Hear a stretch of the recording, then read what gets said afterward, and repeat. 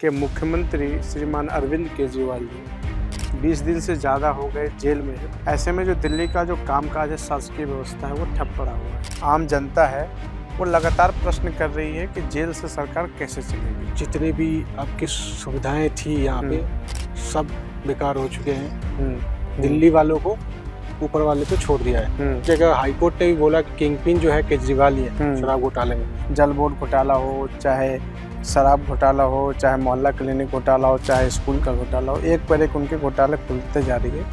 जय श्री राम। नमस्कार, मैं देवेश तिवारी आप सभी का स्वागत करता हूं। आज के वार्ता में हमारे साथ श्रीमान आलोक रंजन जी हैं। आप दिल्ली प्रदेश युवा मोर्चा के मीडिया सह प्रमुख हैं। स्वागत है भाई साहब आपका हमारे चैनल। बहुत बहुत धन्यवाद। कैसे हैं आप? बस बहुत बढ़िया जी। दिल्ली के मुख्यमंत्री श्रीमान अरविंद केजरीवाल जी 20 दिन से ज़्यादा हो गए जेल में है। पहले ईडी की हिरासत में थे, अब न्यायिक हिरासत में है, जेल में है।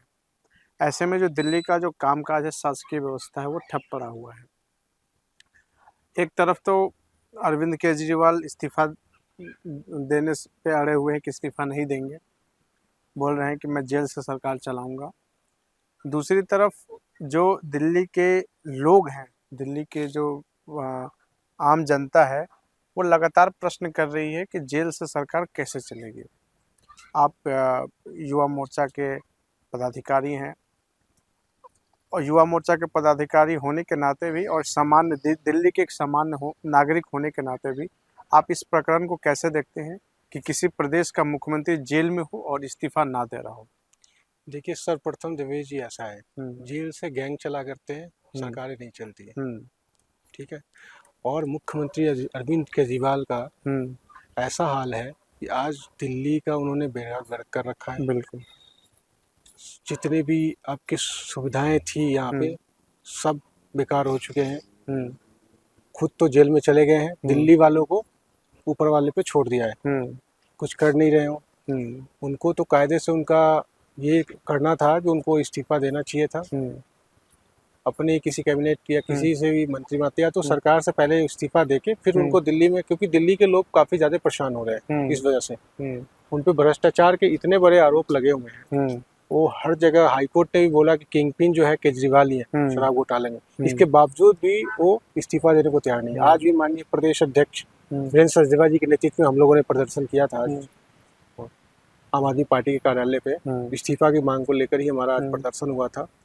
बट केजरीवाल जी ऐसे हैं और उनकी मंत्री देखिए इतने बेहाया कहेंगे हम एक तरह से कि वो सब आके डेली कहते हैं कि हाईकोर्ट ने सब सरकार का सिस्टम का पार्ट है, हाईकोर्ट भी डिसीजन हमारे समर्थन में नहीं ले रही है।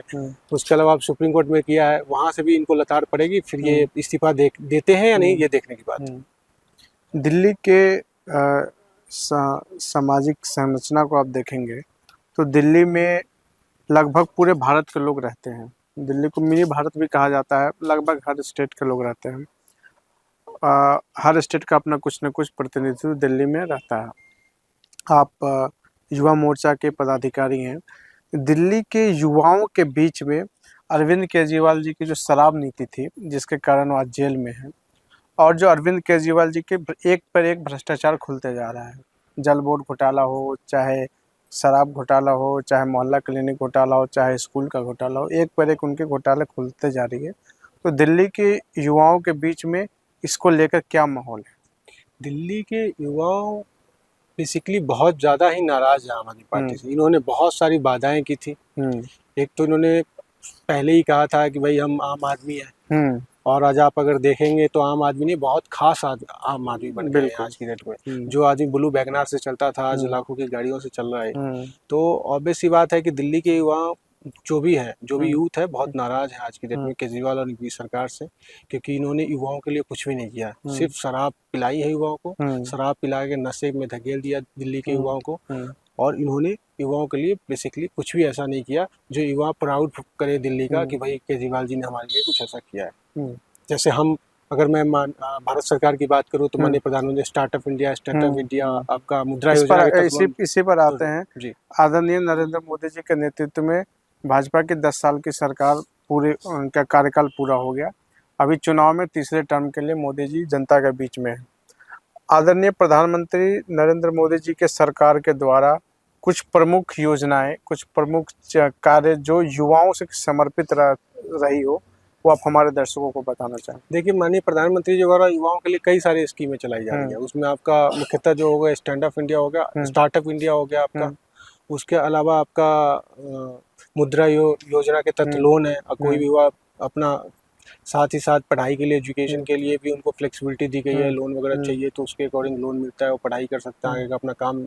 स्टार्टअप इंडिया के तहत हमने कई सारे युवाओं को रोजगार दिया है, उसमें बिजनेस अपना उन्होंने खुद का ही रोजगार सेटअप किया है। इसके अलावा और भी कई सारे स्कीमें हैं जो अभी माननीय प्रधानमंत्री और भारत सरकार के द्वारा चलाया जा रहा है युवाओं के लिए।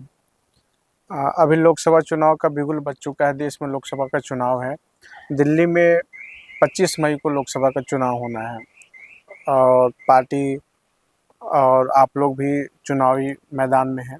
दिल्ली के युवाओं को आप लोकसभा चुनाव की दृष्टि से क्या संदेश देना चाहते हैं?